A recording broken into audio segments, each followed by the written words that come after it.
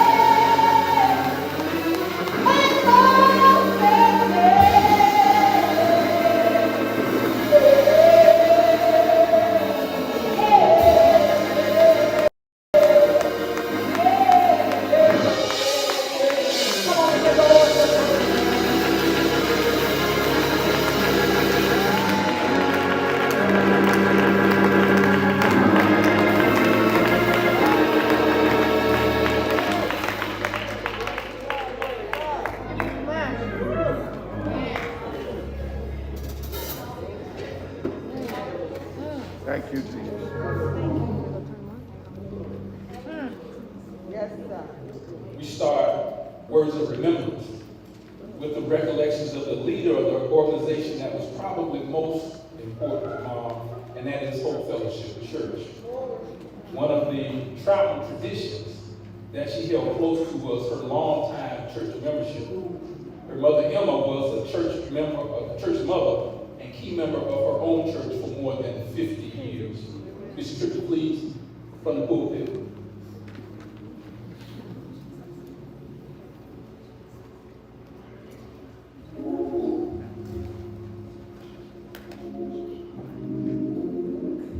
To Attorney Cherry, we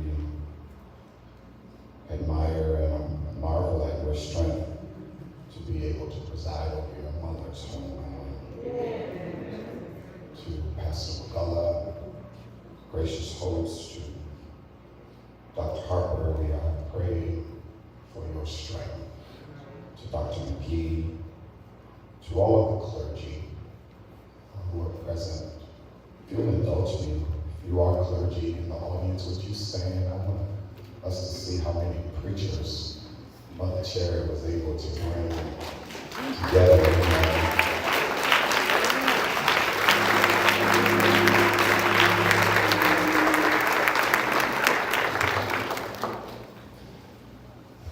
Almost 27 years ago, it's really about 28, 29 years ago that I first met Mother Cherry.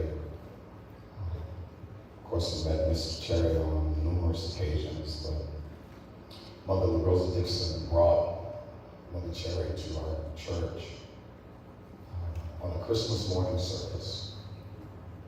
And the first thing that I remember about her is her beautiful smile. She had a smile that could just make everything all right. Second thing that I noticed is her tears. She cried when she was joyful. She cried when she was sorrowful. And I learned quickly how to differentiate whether they were tears of joy or tears of crying out to God. She's a founding member of Hope Fellowship Church, and I remember the evening of our organizational meeting, and we dismissed the meeting, and she came to me, which ended up being the last thing that I remember so very vividly. She came to me and she said, are we gonna take an offering? Because I'm not gonna be here Sunday, I'll be traveling. And I wanna leave an offering. And so that was our running thing for years. She would ask me, where you been? I would ask her where she'd been. She'd tell me where she was traveling. I'd tell her where I was going. That's kind of how it went. We would look over on that second row and see her smile and see her tears. And she would say, look, I ain't gonna be here next week. I gotta travel. And she would just go. And I thought about this earlier this week. Her obituary, her celebration paper, tells you all the places that she's been, where she's been in life.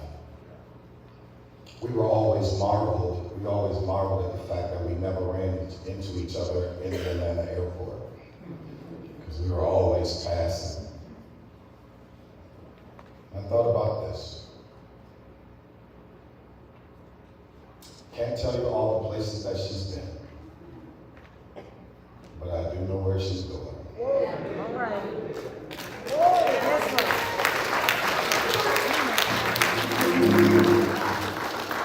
And we never met in the Atlanta airport, but where she's going, Yes, sir. we will meet. There, the wicked will cease from trouble. The weary will be at rest. 12 gates to the city, 24 angels to the city, 48 angels, 24 elders, and we will meet her there. Thank you, Cherry family. It has been my honor to be a part of your mother's life.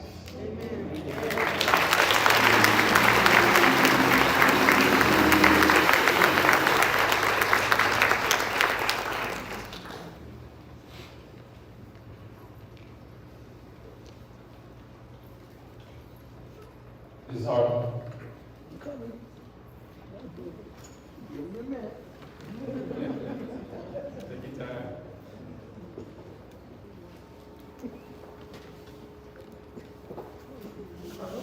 Shoot.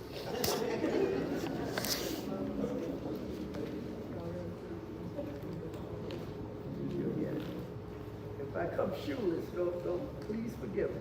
That's all right. Give the church.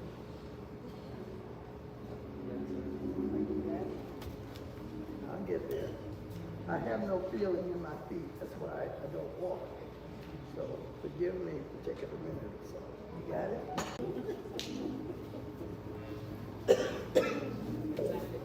I think I'm all right.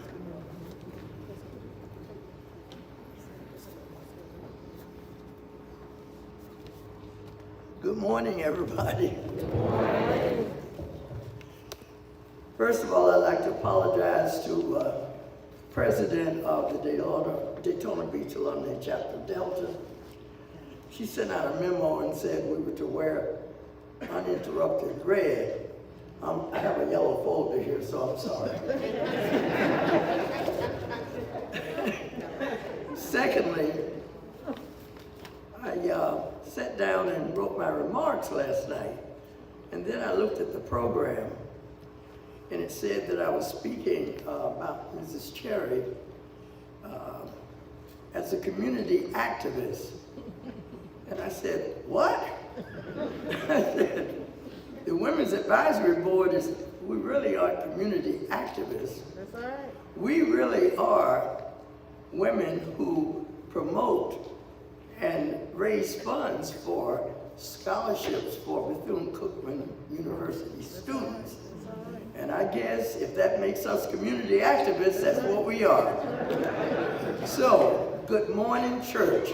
Good morning. And I'd like to start by asking the women of the Bethune-Cookman University Women's Advisory Board to show us who you are. Stand up, please.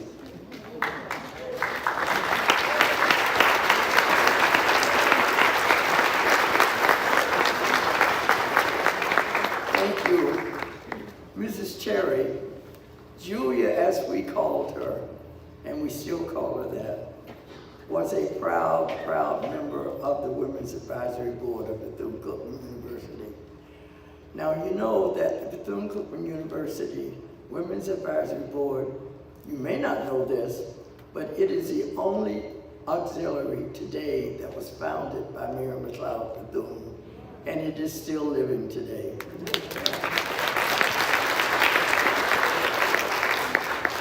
When I was asked by Charles Cherry II to give remarks on behalf of the advisory board, I was very honored. Most of you may not know about it because we're sort of quiet, but we carry a big stick. Now, 17 years ago, when I came back to Daytona Beach, after retiring, I worked in New York for 35 years. Many of you know my sister Blanche. Well, Blanche was very quiet, but she carried a big stick. And Blanche told me, Betsy, I'm ordering you to join the Bethune-Cookman University Advisory Board. And when Blanche told me to do something, I did it, so I joined. And I tell you, that was one of the nicest things that she ever told me to do, even though she was ordering me, because I have loved every minute of it. And that was 17 years ago, and a few years after that, I met Julia Cherry. And once you meet Julia Cherry, you don't forget her. So, now I've known her, and I met Mrs. Cherry when I was a little girl. But when I graduated Bethune-Cookman, I went to New York, and I was there for 35 years. But a few years after I came back and joined the advisory board, I met Julia Cherry. And as I said, once you forget her, you don't. Once you meet her, you don't forget her. Now, I thought about what did I say about Julia when I come to you this morning. And so I picked up the phone and I called a few of my advisory board members and I said, what can you tell me about Julia? Well, I got an earful. I'm going to turn this sheet because I want to share with you what they said about Julia. Now, I told you that we raised money, so you know about that. Julia always made sure that she gave what she could, and she always gave a lot. But this is what they told me. These are some of the things they said about Julia. Elegant lady, black rose, real diva, sassy dresser. Remember those high heels she always wore? Strong, intelligent black lady. Amen. Stately, tall, beautiful. Never wanted to be late to an advisory board meeting, even if she ran into the meeting. Always decorated beautiful tables for our Valentine fiesta. And it went on and on and on. I guess what I'm really saying is that she was an excellent asset to our advisory board. Julia, our stately, beautiful, sassy diva, we will miss you and we shall never forget you. Thank you for being a part of our advisory board. Good morning.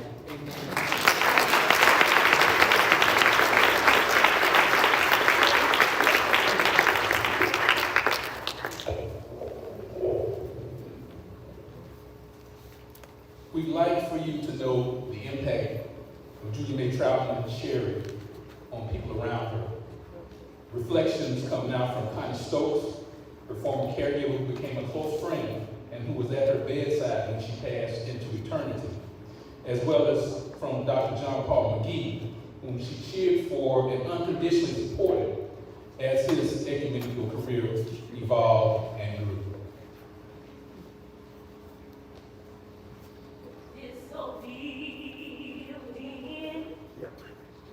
Keeps on leaning. I got to move to a better home. This old building, it keeps on leaning. I got to move to a better home. I'm going home. Live with Jesus. I got to move.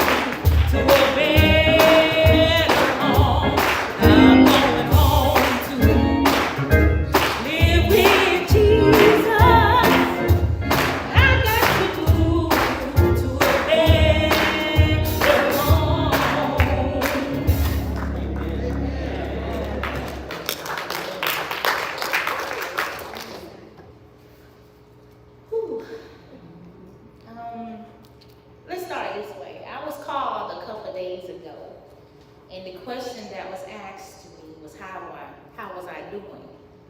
Now, when you've been with somebody every day for a little over 4 years, right there by her side, it's hard. My routine is just off right now because my day at 9 o'clock a.m. started with my Juju. That was my name, Juju, aka Pretty Girl. But over 20 years ago, the late Jock and Louise Hodge and her best friend, LaRosa Dixon, whom she loved very much, introduced me to her. And she was there when Mr. Hodge transitioned. My mother then transitioned. Then Ms. Hodge, she transitioned. So God knew what I needed. I needed to be there with her to mend my broken heart. He knows. He always knows what we need. And she was what I needed. At the time, everybody say, Connie, you was her caregiver. No, she cared for me. And she was my caregiver. Because she cared enough to let me be there with her every single day. To do what I do best. That's all I do. I take care of people.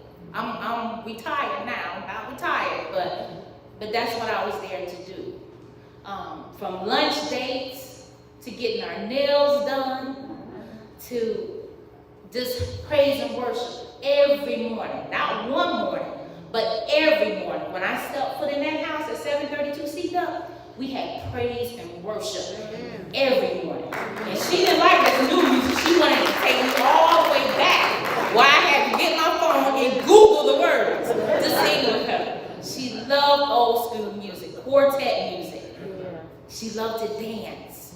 That I got so much joy in her just watching. We would just jiggle in the kitchen at breakfast, and we would just laugh, and she would tell me so many stories about her beautiful family that I became part of that family. It was just like I knew each and every one of you guys. And I thank God that He allowed me to be a part of Juju's life for over 20-something years. Close connection a little over 4 years.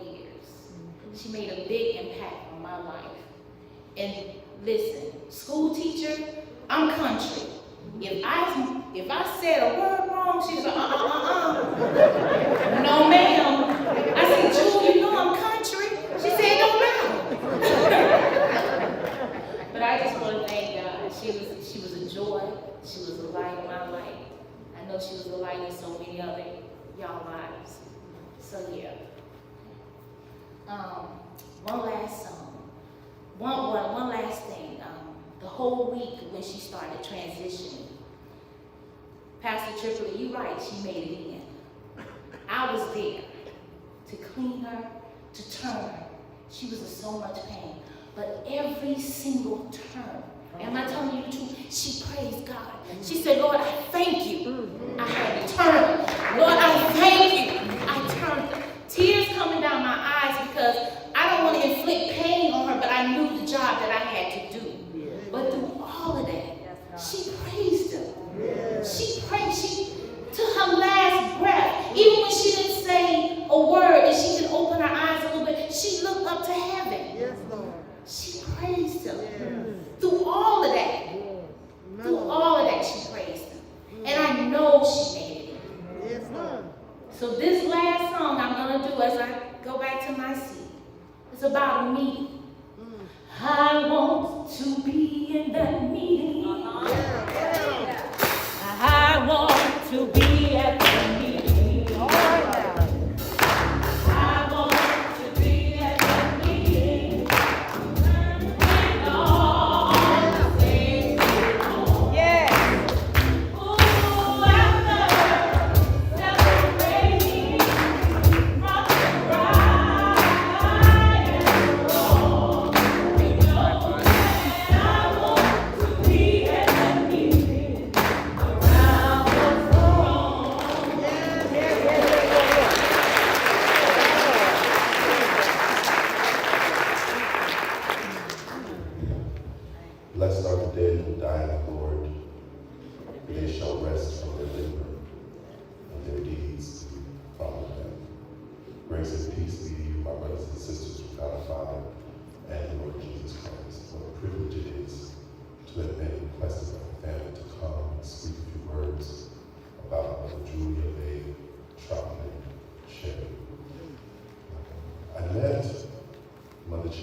first time, approximately now 20 years ago, that I came as a